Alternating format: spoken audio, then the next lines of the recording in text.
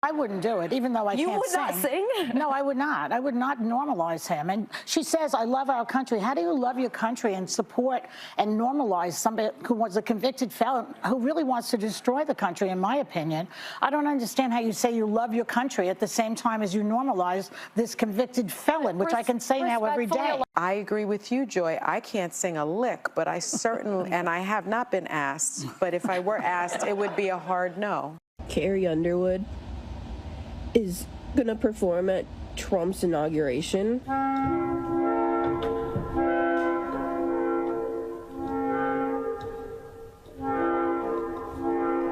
Now, let's talk about the outrage over Carrie Underwood performing at Trump's inauguration. I mean, come on.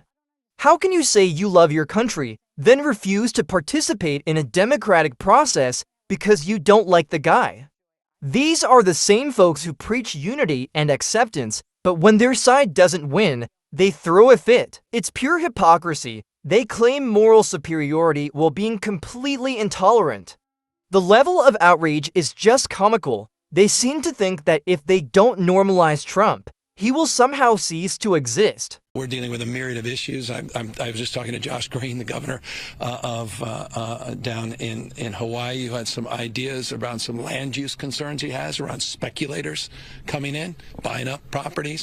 My humble position, and it's not just being naively optimistic, that only reinforces the imperative of moving quickly, doing in the spirit of collaboration and cooperation. Here's how this works. There was a fire catastrophe in California. Had to do with winds. You know how they always say, oh, the wind. It actually does. The winds move things and sparks move things. And it doesn't matter how much water you have if 900,000 buildings go up at the same time.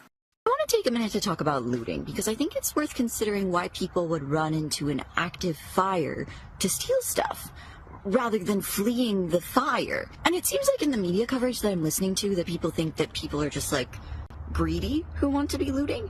And I'm just wondering if maybe these people have actually considered whether it is safer for them to run into a fire or to continue to exist within capitalism without access to resources. And after weighing the pros and cons, they concluded that the safer option is to run into the fire to steal stuff. And then there's Gavin Newsom. This guy is something else.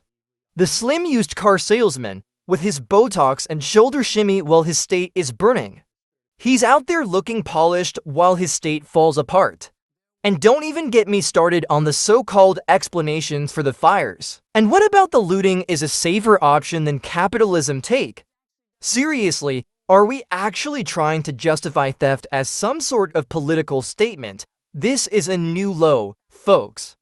When your logic leads you to believe it is safer to run into a fire than live within capitalism, you've officially gone off the deep end. I'm not buying this nonsense. It's nothing but a twisted excuse for criminal behavior. Instead of blaming systems, how about we hold people accountable for their choices? Are you willing to support our veterans organizations that will help our veterans get every damn thing that they deserve because they signed on the dotted line? In other words, you're quite sure that every general who serves should not go directly into the defense industry for 10 years. You're not willing to make that same pledge? I'm not a general, Senator. In the DOD, everything you've said in these public statements is politics. I don't want women, I don't want moms. What's wrong with a mom, by the way? Once you have babies, you therefore are no longer able to be lethal. I mean, you're basically saying women, after they have children, can't ever serve in the military in a combat role. It's a silly thing to say. It's a silly thing to say, beneath the position that you are aspiring to. To denigrate LGBTQ service members is a mistake. If you are a sharpshooter, you're as lethal regardless of what your gender identity is, regardless of who you love. Would you use our military to take over Greenland or an ally of Denmark? Senator, one of the things that President Trump is so good at is never strategically tipping his hand.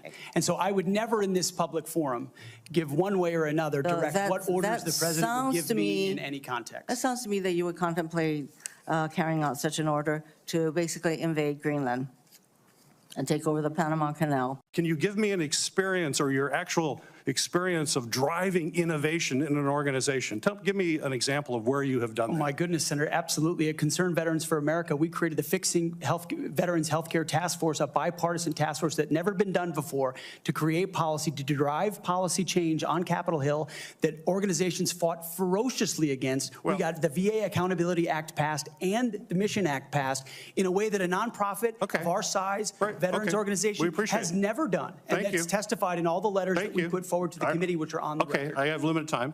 Thank you for figuratively and literally having my back. You are a misogynist. Not only that, you are a Christian Zionist. And you support the war in Gaza. And readiness.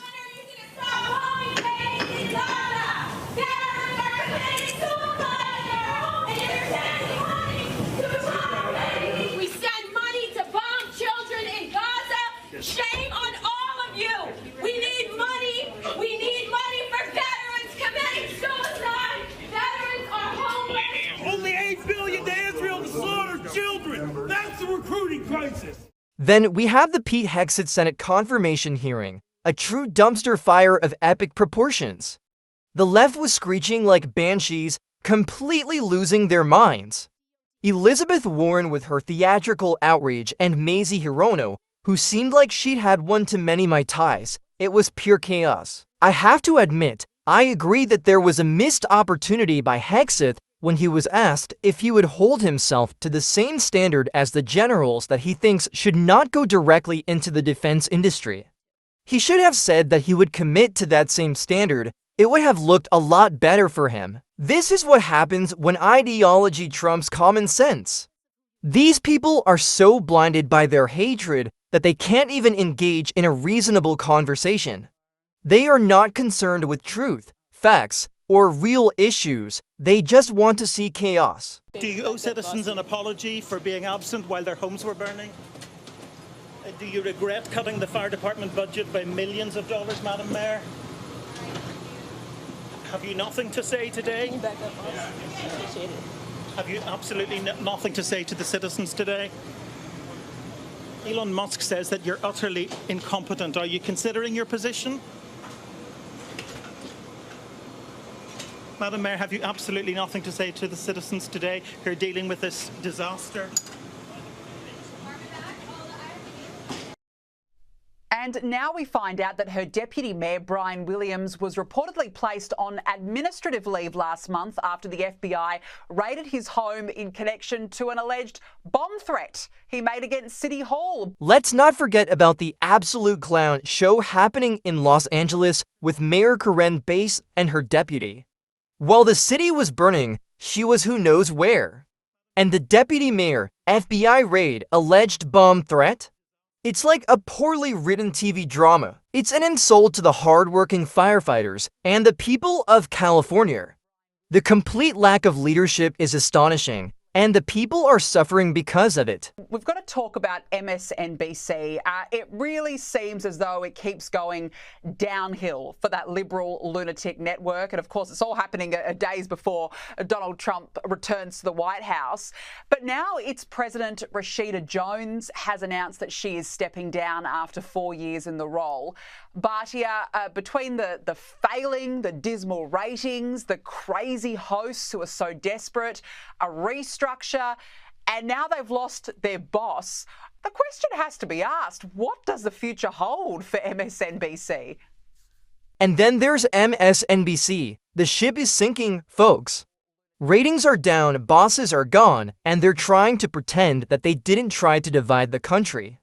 Suddenly, they're about unity. Please. They're just following the whines because their divisive agenda is failing. They have no genuine desire for unity. Their come to Jesus moment is purely for profit. It's all about the Benjamins. The leftist DC mayor has distanced herself from an anti-Trump ad displaying the city's official logos. Keep DC trash free. As you can see, this ad reads, featuring a MAGA hat, wearing man holding a copy of Project 2025 with a red line through his head, and the logos for the District of Columbia Department of Public Works and the Mayor's Office of the City Clean program. Now, the Mayor's Office has since claimed that they had no part in creating or authorising this ad, but Bhatia, it's quite incredible that something like this could have ever been produced in the first place. It says plenty about what sort of a place DC has become. Oh, absolutely. And if this had happened 4 years ago or 8 years ago, she probably would have been taking credit for it, right? This is how you see that we're really in a new moment, and I'm so grateful for it. You do see people on the left trying to distance themselves from just the absolutely toxic rhetoric around Donald Trump over the last decade. I think they've been really chastened by their voters, and there are people who want to say, okay, how can we make our way back to the center? How can we once again represent working class voters? Whether they want to hear the answer to that question is a very different story. Let's not forget about the DC mayor and that ridiculous anti-Trump ad. A MAGA hat-wearing man with a red line through his head? How is that even remotely professional? And now she is distancing herself from it. These people are losing their grip, and they know it. They're backtracking from their toxic rhetoric because they are feeling the pressure of a shift in the political landscape. Elon Musk, Jeff Bezos and Mark Zuckerberg will all be in attendance with a prominent spot at that ceremony. But, I mean, these tech CEOs, they've always really been rivals, but now they're all on the same side in a way. What does that suggest in your view? Then we have Elon Musk, Jeff Bezos, and Mark Zuckerberg all attending Trump's inauguration. Are they suddenly besties? It sounds more like a display of who's trying to get in good with the new administration. It looks like Musk is being put back in his place with the other tech titans after being seemingly close to Trump for some time. These Silicon Valley types are all bending the knee to China, and Trump wants to make sure they are not running the show. Let's talk about TikTok, because there have been reports that Chinese officials were in preliminary talks about a potential option to sell TikTok's operations in the US to Elon Musk, should the app be unable to avoid an impending ban over there. TikTok has since dismissed that. Bhatia, what do you think could happen here? It's very interesting to me because there are over 170 million users in the US alone, many of whom who have built platforms and businesses. They're making money now from this app. It's so popular. If Elon Musk doesn't step in and buy it, is it really the end in the US? I think it might be. The Chinese have indicated that they would rather completely delete the app than sell it. I think it's very interesting if it does go to Elon Musk. And then there's TikTok. The Chinese would rather delete it than sell to an American unless it's Elon Musk. What does that tell you? They are stealing data and it's bad for kids. But hey, maybe Musk will buy it and get the users back in line. The fact they'd rather delete it than sell it to anyone but Musk is very telling about his relationship with the CCP. The US needs to deal with this security issue immediately. There's a lot of conversation surrounding a ceasefire deal between Israel and Hamas. Bhatia, how would something like this benefit Israel? So Israelis are very divided on this because they feel that the deal it's very complicated. On the one hand, they're going to get back 33 hostages. Not all of them are alive, but they will get back all of the remaining women, including the women soldiers who were horrifically captured by Hamas. So this is obviously a huge win. On the other hand, they feel that they will not be allowed to continue prosecuting the war to the fullest extent. I think this is a great deal. I think Donald Trump knew exactly what he was doing when he put Steve Witkoff in charge of this. Steve Witkoff, who showed up and said to Bibi Netanyahu, we're going to do this President Trump's way, and he wants those hostages released. And so you're going to have to say hello. And then Steve Witkoff went to Qatar, where he has a really good relationship with the Qataris and managed to get Hamas to the table. So I think First of all, it's a great deal to see those girls home in the arms of their fathers and mothers. I cannot wait for the moment. I don't think Donald Trump is going to allow Israel to be in a weak position vis-a-vis Hamas. I think that he will reward them for doing this. And I think that this is an example of what we can expect from Donald Trump's foreign policy more broadly. He is the deal maker. He knows how to make the Middle East do what he thinks it should do. The ceasefire deal between Israel and Hamas, it's complicated, but the fact that Trump, through Steve Witkoff, managed to get a deal done is amazing. And the hostages are coming home. That's what matters. This deal is a victory for those families, and another example of how Trump knows how to negotiate. I am hopeful that this leads to real peace and security. Look, the left is in disarray, and it's not just about politics. It's about a complete breakdown of logic and reason. But in the midst of all this chaos, there is hope. And that hope lies in holding people accountable and making common sense prevail. So, what do you think? Let me know in the comments below. And as always, stay caffeinated, stay informed, and we'll see you next time.